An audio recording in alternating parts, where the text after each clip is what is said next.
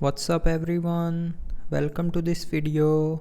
In this video I will show you how to make text and icons on the screen bigger or smaller in Galaxy S25 Ultra. So first of all, open settings. Now in settings, scroll down and here click on display. Now in display, scroll down and click on screen zoom.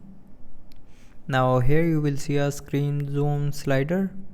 So if you want to make text and icons bigger, then drag this slider to the right side.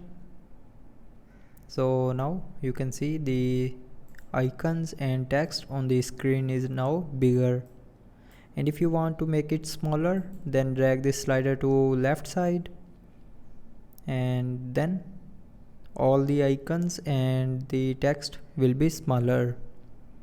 So with this slider you can make text and icons on the screen bigger or smaller in Galaxy S25 Ultra. So I hope you liked the video. Thanks for watching.